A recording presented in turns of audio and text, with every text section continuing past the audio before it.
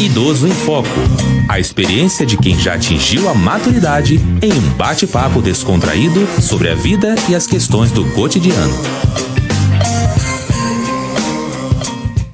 Olá, sou Diva Pérez, estou ao lado de Rosa Rinaldi. E no programa de hoje vamos falar sobre a importância da cultura oral na formação da nossa identidade. Para conversar com a gente, convidamos o professor Ricardo Lima, do Instituto de Artes da UERJ, e um dos organizadores do livro Histórias da Ilha Grande, que está sendo lançado na Bienal do Livro deste ano de 2019. Ricardo, é um prazer tê-lo aqui como entrevistado e obrigada pela gentileza. E você pode contar pra gente como foi esse trabalho de resgatar essas histórias dos moradores da Ilha Grande que se perpetuaram no tempo?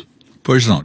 Esse trabalho ele começa, na verdade, em 2009, quando eu assumi a direção do Ecomuseu Ilha Grande, que é um dos campi da UERJ na ilha, né?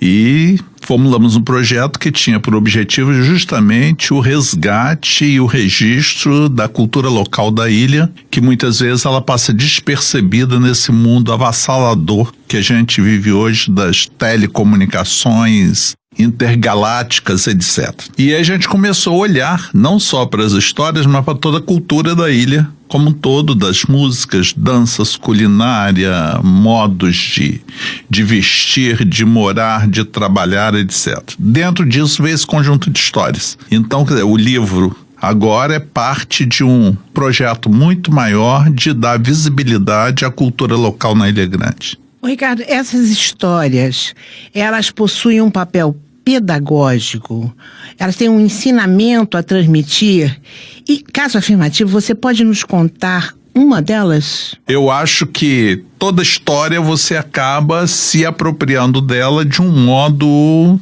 pedagógico, digamos assim. Elas te ensinam sempre alguma coisa, pro bem ou pro mal, né? As histórias têm um fundo pedagógico. Se elas têm um fundo moral, aí é uma outra questão. Sim, o que é a moral e como que a gente entende isso.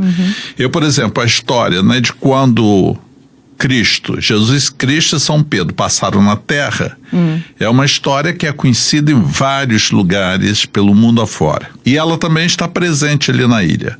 O que tem digamos assim, do grande barato dessas histórias é que elas são localizadas.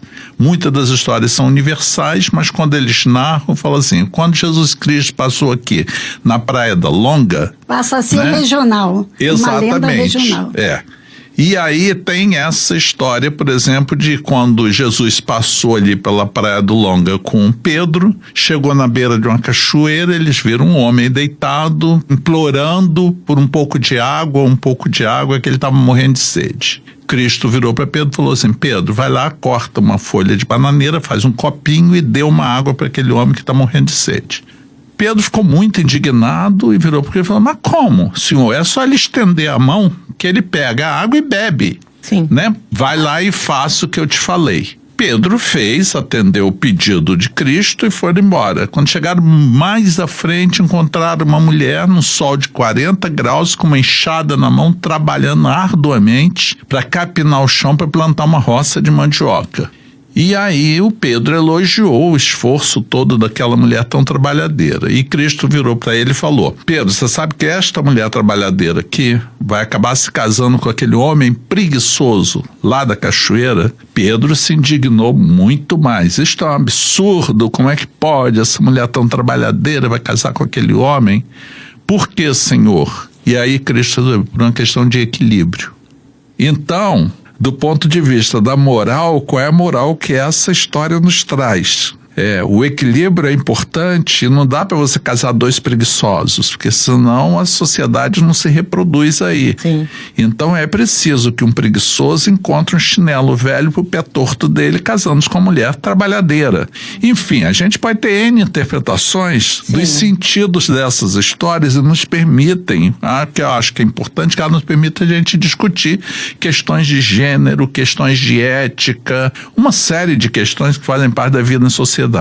Mas deixa eu te perguntar uma coisa. Quando vocês coletaram essas histórias, né? Porque devem ter várias histórias, outras que ficaram fora do livro. Foi você que escolheu as histórias do universo Do universo que eu tive acesso, tá? Pelo seguinte, quer dizer, esse projeto foi um grande projeto levantando histórias pela Ilha Grande. Em várias vilas a gente viu histórias, coletou histórias. Desse repertório enorme, eu acabei fazendo um recorte em cima das histórias do aventureiro e histórias que já haviam sido escritas por uma outra pessoa.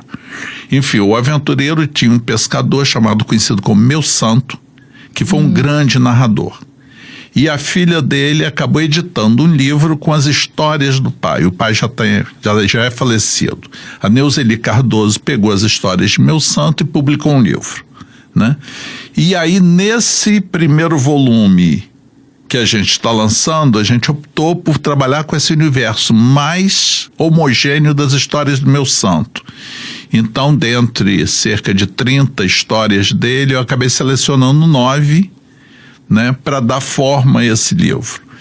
Então teve a questão da moral, da pedagogia, mas teve também a variação de universo. Tem histórias que são bem locais, criadas ali na Ilha Grande, sim, como histórias também universais, para não dar a impressão de que a ilha é um universo ilhado, isolado do mundo. Essa sim, história de Jesus, sim, passa por vários lugares.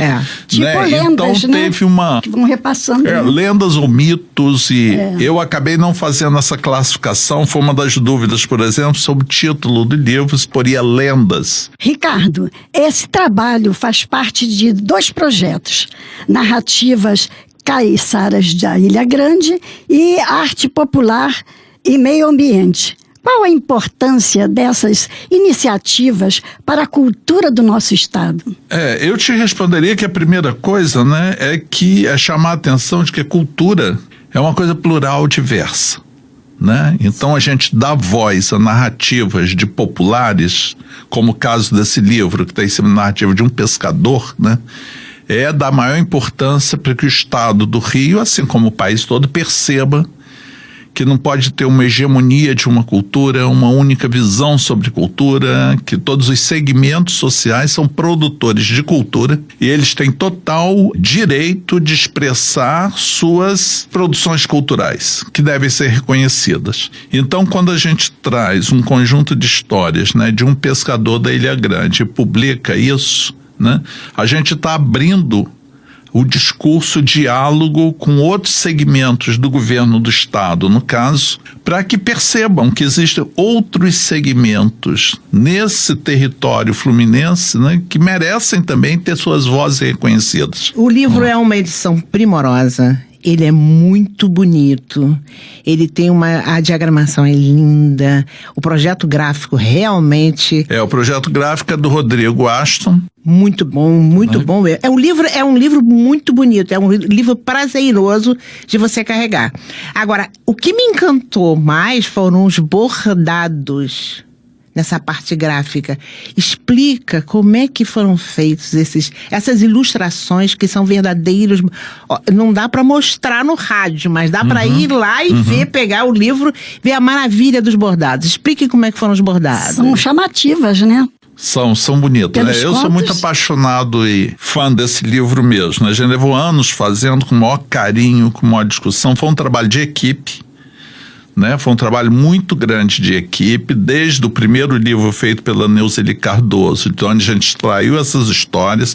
A partir daí a gente fez uma compilação de 9 histórias que foram entregues ao Sidney Rocha, que é um artista, foi formado aqui pela gente, há anos trabalha aqui colaborando com a UERJ, é o autor desses painéis todos pintados que a gente tem nos vários andares da UERJ, né? O Sidney pegou e desenvolveu então essas histórias compiladas em desenhos e levou para uma artista fantástica, que é uma bordadeira de Realengo, chamada Fátima Lixa, que então executou no bordado essas histórias todas.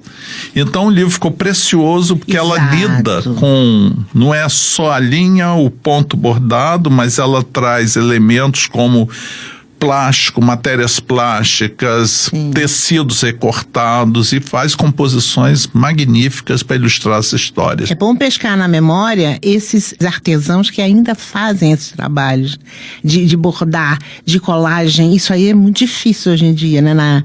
Toda a máquina faz. De encontrar, né, Rosa? É muito difícil. Mas no Rio a gente tem muito isso. A gente precisa dar visibilidade a esses coletivos. Por vezes são artistas individuais, como é o caso da Fátima Lixa, que trabalha sozinha, mas nós temos vários coletivos de mulheres no estado do Rio, nas periferias, nas chamadas comunidades hoje, que são cooperativas de bordadeiras e que fazem trabalhos incríveis. A gente está faltando espaços para dar visibilidade a isso, nessa produção toda. Agora, esses trabalhos enriqueceram bem o conteúdo das histórias, né? Diga-se de passagem. É porque eu acho que eles se somam, né? Se somam. E a gente pegou isso, então, depois esse livro, que foi um livro grande, é um livro de 1 metro por 60. As páginas são grandes, todas bordadas, e a gente foi recortando para fazer edição em papel.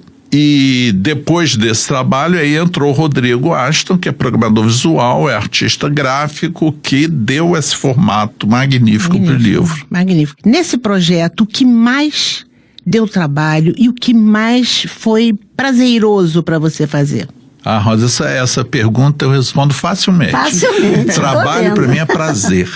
É prazer. E foi um trabalho, mas prazeroso do início ao fim. Eu tenho o privilégio de sempre trabalhar com as coisas que eu adoro fazer, né? E disso eu não abro mão, e fazer então projetos como esse, onde eu procuro dar visibilidade aos indivíduos dessa sociedade, na verdade tão sofrida que a gente tem aí, dá chance para eles. Isso para mim é uma recompensa imensa, né? Você vê, eu estou desde 2009 trabalhando nesse livro, nós estamos em 2019, são 10 anos. 10 anos e que o tempo voou assim num prazer imenso, né? Porque a cada bordado novo que era feito, a cada compilação de uma história, a cada leitura desse repertório enorme de histórias da ilha, era trabalho, e trabalho com prazer, né? Olha, isso aí vai ser coroado agora com um grande lançamento, né, do livro. Então conta para os nossos ouvintes como se pode fazer para adquirir ou para receber ou ter acesso ao livro depois da Bienal. O livro está sendo lançado agora na Bienal do Livro, aqui no Rio, e a partir daí escolas, bibliotecas, centros culturais também. Centros culturais, né? Instituições, digamos assim, podem nos dirigir um pedido, e aqueles que se interessarem em ter o livro, basta fazer um pedido à Subreitoria de Extensão e Cultura da UERJ através do e-mail sr3.uerj@gmail.com. Você pode repetir, por favor? sr3.uerj@gmail.com, que nós destinaremos o livro para atender esses pedidos. O livro não vai estar à venda, ele é um livro financiado pela FAPERJ, e temos um compromisso então com a distribuição para escolas, centros culturais, bibliotecas. Além disso, esse livro vai estar disponível no site do Departamento Cultural da Universidade.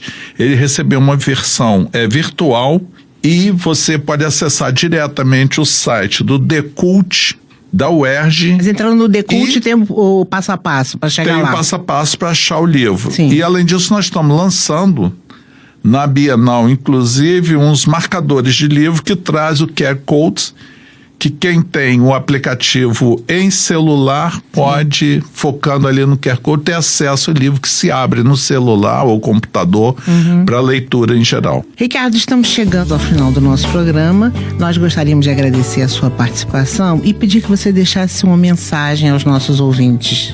Eu agradeço, né, esse momento de divulgação desse trabalho.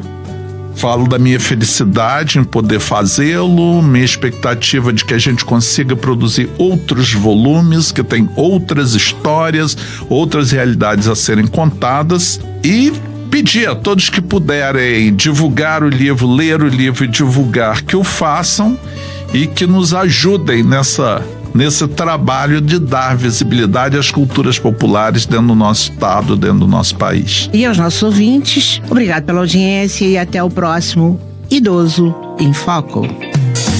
Idoso em Foco. Apresentação: Diva Pérez e Rosa Rinaldi. Equipe técnica: Daniel Barros, Gledson Augustos e Eduardo Sobral. Locução: Leonardo Alexandre. Produção: Rádio Erge. Realização: Centro de Tecnologia Educacional CTE SR3.